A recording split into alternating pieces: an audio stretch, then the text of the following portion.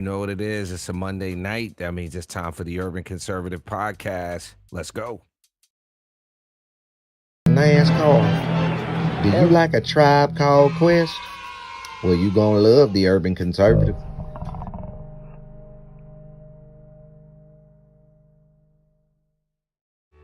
Do you like manwich and nachos?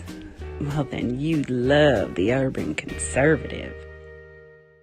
Do you like guns? Do you like butter? Well, you're gonna love the Urban Conservative.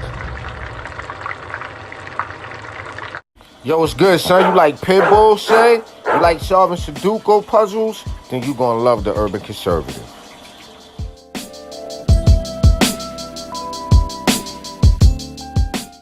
Hey, buddy, if your car making a sound like this, you might want to get you some power steering fluid and check out the Urban Conservative Podcast. Are you repulsed by the idea of drag queen story time at your local library, but enjoy Carol Baskin TikTok memes? Then you would enjoy the Urban Conservative. Do you want to slap your boss and then go home and make yourself some golden brown pancakes covered in butter and freshly made warm boysenberry syrup? Then you'll love the Urban Conservative. You're a little over Cardi B, and you're repulsed by the thought of Hogmaw. Check out the Urban Conservative. You ready?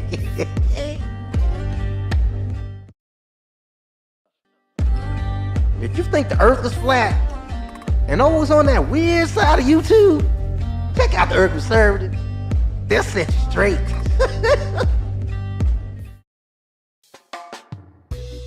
If you're in a chasing dopey and you love South Fish and Festival,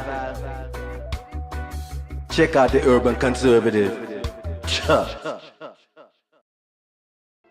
All right, ladies and gentlemen, you know what it is. It's a Monday night. That means it's time for the Urban Conservative Podcast. Yours truly, Abdul Ali. Happy to be rocking with you here on a Monday night. If you haven't done so already, hit that website, tuconservative.com. Our mission to share conservative values and principles and the benefits of conservative policies to urban communities across this great, amazing, and wonderful nation of ours. Ladies and gentlemen, as always, jump in the comment section. Let us know where you're watching and or listening from so that we can give you a shout out. I got to give a big, major, amazing, wonderful, super shout out to my friends over at the Republican Hispanic National Assembly here in North Carolina. Hosted a great event this weekend. I was honored to be there with Luke Farley, who's running for labor commissioner, my good friend Michelle Morrow, who is running for superintendent of public instruction. 50 days, y'all. Today marks day number 50 before the election, probably the most I will say, dare say, the most important election of our adult lifetime, me and my twin brother's adult lifetime, possibly the most consequential for us as business owners now that you are aware of how them taxes work and how them policies impact and all that fun stuff. So yeah, interesting stuff going on, a lot happening this week. All right, I'm going to pull this picture up, guys, and if you're only listening, this is a picture of Ryan Ralph, and some interesting things coming up about the guy that allegedly wanted to pop Trump's top, as it were. The would-be assassin, it's coming out now, actually did not get a shot off in Trump's direction, so there were no shots fired in Trump's direction. And fortunately, a stander-by happened to get the license plate, so that's why law enforcement was able to catch him. And then some other news coming out about him. The Trump assassination suspect, Ryan Wesley Routh, was actually convicted for possession of a weapon of mass destruction the year after 9/11. The UK Independent noted that he had a criminal record dating back to at least 2002 when he was convicted here in North Carolina in Guilford County on one felony count of possession of a weapon of mass destruction. Now, the felony stems from an incident in which Routh allegedly barricaded himself and had a standoff with police back in 2002. The Greensboro News and Record noted that once the standoff ended, he was arrested and charged with concealed carry of a weapon and possession of a weapon of mass destruction, referring to fully automatic machine guns. Now, what's going on at Mar-a-Lago was that he was allegedly in the bushes when Trump was playing golf on Sunday. He was armed with the Palm Beach County Sheriff Rick Bradshaw described as an AK-style rifle. However, USA Today described the gun as an SKS-style rifle. Secret Service spotted the gun barrel allegedly belonging to Ralph sticking out of the bushes around 1:30 p.m., began shooting at him, at which time Ralph allegedly fled, only to be apprehended shortly thereafter. And again, folks, we're not talking about somebody that looks like the picture of mental health. When they started already pulling down his social media accounts and things like that.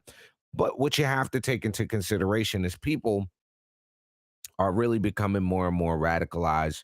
I think the more the mainstream legacy media continues to spout a lot of what they spout.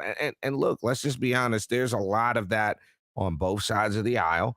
There's a lot of opinion pieces, and I think the difficulty is that there's some folks who pretend to be journalists and are really partisan hacks, and that is where the difficulty lies.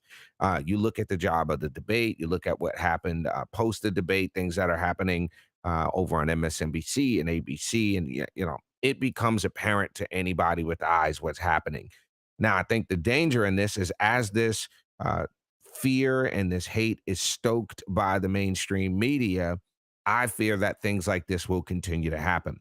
It was just a few years ago, there was a shooting at the congressional baseball game and so many other things that are happening. But what we're finding, I think, is that the more this hatred, this vitriol gets spewed out, the more we're going to see things like that. And that's the unfortunate reality of it.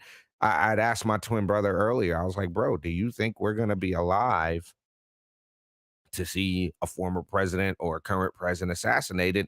And the answer is we don't know, because this is unprecedented. I mean, quite frankly, the whole time I've been alive, I was a little kid when the Reagan incident happened. But this is, I think, a lot more dangerous because you have so much access to information, because you have 24-hour news networks, because you have so many opinion pieces. You can, like, and a prime example is Rachel Maddow's not a journalist. Joy Reid's not a journalist. The Stephen Muir, whatever his name is, Muir guy, is not a journalist. These are not people who have journalistic integrity. These are people that are partisan hacks and working for the DNC. So again, the would-be assassin did have some running with the law here in North Carolina. Again, charged with possession of a weapon of mass destruction back in 2002. Trump was happy to thank law enforcement. Acting director of the Secret Service is on the scene in Florida and said he will remain in Florida indefinitely. Secret Service Director Ron Lowe arrived in Palm Beach and will remain there indefinitely, according to CNN. He'll conduct a walkthrough with of President Trump's golf course on Monday. Here's what my question is. How come we're not getting Trump more protection? How come that entire golf course isn't locked down? And then I was reading something earlier that said this guy was like hanging out in the bushes for like 12 hours. Like, I've been to Mar-a-Lago. I don't know how you just sneak onto Mar-a-Lago. I'm not saying that there's I'm not tinfoil hat material at this point, but we got to point out that something is clearly not right here when these type of security lapses are happening multiple times. So it's definitely something we want to keep our eyes on. We hope that, no violence befalls President Trump or Kamala Harris. At this point, folks, I think we've got to, and I'll just use the example of what they asked me in the MSNBC interview. So many of y'all have saw the MSNBC interview, and there was a question she asked, which didn't air. She said, as a multiracial person, as somebody Black and Puerto Rican, do you feel any type of kinship at all with Kamala Harris? And my response was simple. I said, well, no, not as a multi-ethnic, multiracial person, but as an American. We're all Americans. And I think we've got to get back to that, ladies and gentlemen. We've got to get back to recognizing that even though there are people on the other side that think we should be doing things differently, that want our country to take a different course, I think we've got to get back to having the same core values and principles, that we're all Americans and that we're either going to swim, row together or sink together. So there you have it. We'll be right back after this quick commercial break on the Urban Conservative Podcast. We're going to come back and talk a little bit about what's happening in Chicago. Y'all don't go nowhere. It's the Urban Conservative Podcast on a Monday night. I'm just a working class American and family man running for U.S. House District 12 here in Charlotte, North Carolina. I'm taking on the radical left and the Democrat machine, and I need your help. Visit AliForCongress.com and make a contribution, and together we can take our country back. Thank you. All right, ladies and gentlemen, you're back here on the Urban Conservative Podcast. This is a Monday night. Yours truly, Abdul Ali. Glad to be rocking with you. Glad that you are here with us on the Urban Conservative Podcast. Again, this guy had a criminal record, interesting criminal background, criminal past, run-ins with the law, weapons of mass destruction, that whole gambit, that whole thing. Now, some of y'all may know, some of y'all may have heard about what's happening up in Chicago, okay? It is a very interesting situation that's happening up in Chicago. Almost $1 billion deficit because of the programs that the city of Chicago was instituted to put, quite frankly, illegal aliens in front of their citizenry. Okay, I mean, there's no simpler way to really put it. That is what's happening in Chicago. That's just what's going on. I wanted to point your attention to this lady with the afro in the middle of your screen. And if you're not watching and you're just listening, you're going to hear this young lady talk about what happens in Chicago and what's going on there. I want y'all to listen to this because this is a sentiment that is going on in a lot of places around the country. Y'all take a listen to this. I can say to you is that you are a disgrace. I'm an 80-year-old woman, and I've never seen anything like this. I grew up in the Jim Crow South, and the policies that you're passing in this city remind me of the Jim Crow South. Now, keep in mind, she's talking to the leadership of the city of Chicago, which is all Democrat. I had to drink out of a colored water fountain, or the whites would drink out of a white water fountain. Now, I'm going to pause there for a second because one of the interesting things you hear from the left today is that America is more racist today than it was 40, 50, 60 years ago. And to hear someone who survived, lived through, and experienced Jim Crow, lived through, survived, and experienced actual, factual, systemic, in-your-face racism should signal to you that we are doing way better today than we were 30, 40, 50 years ago. Let's keep listening. But you know what I didn't have to worry about? Going back to my community and it would be destroyed. And everybody else is in my community but Black people. And this is what you've done with this immigration. You have allowed all these people, you brought all these people into this city. You are destroying this city. And the Black community is flooded with all of these immigrants, violent ones, prostitution, gangs. You did that. You are doing this to your people. You are an absolute disgrace to me. Like I said, I drank out of that colored water fountain, but I could go back to that Black community that was intact. Women are crying. Taxes are going up. What am I going to do with my children? Where are we going to go and live? This is because of you, Brandon Johnson. You're destroying the South Side of Chicago with your policy, all under the Democratic Party. With your policy, all under the Democratic Party. Come on, folks. She called it out. Grandma called it out, right? Like, listen, it's not even always about being hyper partisan, right? But you have to call facts facts. You have to recognize that reality is reality. And where people are Democrat and they are in control and they are making policy decisions that are not benefiting their community, it's people like this elder sister here that have to call these things out. And let's just not front. Let's call it what it is. There is a danger All right, there's a real danger to what Kamala Harris and Joe Biden did. It was very strategic. If you look at where they flew and where they sent these illegal immigrants, if you look at, there's some reports out right now about sending those illegal immigrants to cities and towns where she might not win. And the interesting thing is, you want to argue and say, well, these are not undocumented. They're here legally. Well, that's because the president gave them temporary protected status and waved a magic wand, which is, I don't think, a power the president should have, quite frankly. I think that that should be left to Congress. I don't think the idea that the president can just determine who's no, that's too much like an emperor to me. That's too much like you have, king power in my book. But that's what we're talking about, ladies and gentlemen, is the fact that communities like Chicago, communities like Springfield, Ohio, are overrun. You send 20, I don't care if they're Haitian, Venezuelan, it doesn't matter. You send 20,000 people to a town of 50,000 people, that's a problem, okay? That is a humongous problem. And you all see what's happening with New York City. New York City, I went a couple of months back to go visit Raheem. It's disgusting. It's not a place that you want to be anymore. It's not a place you want to go vacation and see the sights anymore because of the amount of filth there. I can even point to the city of Charlotte right now. I was just talking to a tire shop owner, and he's struggling to stay in business because the city of Charlotte has done away with their business licensing. He pointed me out to 2 or 3 tire shops that being run. They're unregulated. They're being run by illegals. They're running cash businesses. And it's hard for people who want to do things by the book to compete. And this is the policy. And it's not to be hyper partisan about this, but bad policy is bad policy no matter who it comes from.